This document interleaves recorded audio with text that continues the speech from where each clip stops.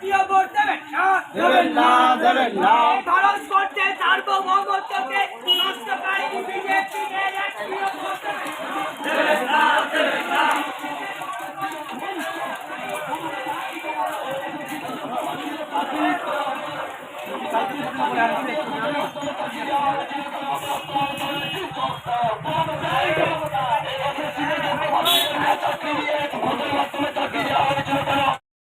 নলহাটি ২ নম্বর ব্লকের কাঁটাগড়িয়া মোড়ে বাম সংগঠনের এসএফআই ও ডিওয়াইএফআই এর পক্ষ থেকে একটি মিছিল হয়।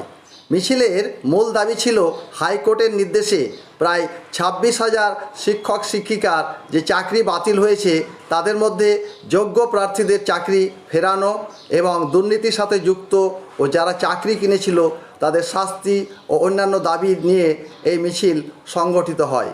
উপস্থিত ছিলেন এসএফআইয়ের জেলা সভাপতি নিসার হাসান, লোকাল কমিটির সভাপতি বিমান শেখ, সম্পাদক এমদাদুল হক, ডিওয়াইএফআই লোকাল কমিটির সম্পাদক আব্দুল শামীম, সভাপতি রিয়াজুল মণ্ডল। এছাড়াও উপস্থিত ছিলেন সিপিআইএম পার্টির জেলা কমিটির সম্পাদক সঞ্জীব বর্মন, জেলা কমিটির সদস্য খায়রুল হাসান সহ অন্যান্য নেতৃবৃন্দ। মিছিলটি কাঁটাগড়িয়া থেকে শুরু হয়ে লোহাপুরে শেষ হয়।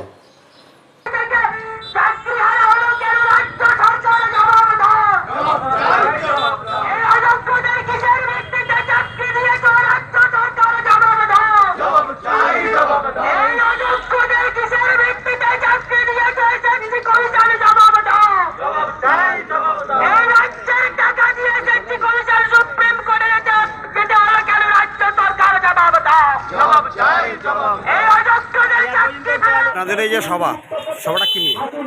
আজকে আমাদের সভা হচ্ছে কি আমাদের রাজ্যের বুকে ২৫,৮৭৫ জনের চাকরি চলে গেছে।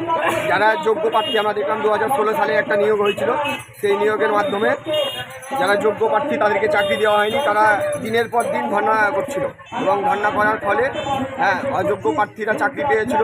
তারা নিজের চাকরি আদায়ের জন্য, নিজের দাবি আদায়ের জন্য ধর্ণায় ছিল এবং দেখলাম আমরা সেই অযোগ্য ২৫,৭৫৫ জনের চাকরি চলে গেল। তাই আমাদের দাবি হচ্ছে কি যোগ্য প্রার্থী ঘুষের মাধ্যমে নয়, যে সেই যোগ্য প্রার্থীদেরকে যাতে চাকরি দেওয়া হয় এবং যারা ঘুষ নিয়েছে চাকরি দেওয়ার নাম করে তাদেরকে কঠোরতম শাস্তি দেওয়া হয়। এই দাবিকে আমরা সামনে রেখে আমরা লোহাপুর কাঁটাগড়িয়া মোড় থেকে লোহাপুর বাজার পর্যন্ত মিছিল করলাম। এই মিছিল আমরা থাকলাম, সেই মিছিলে আমরা দাবি রেখেছি সেই যেমন চাকরি, তার সাথে সাথে আমাদের বীরভূম লোকসভা কেন্দ্রে বাম কংগ্রেস জোট প্রার্থী ভোট দেওয়ার আবেদন, এই আবেদন রাখি আমাদের আজকের এই কর্মসূচি।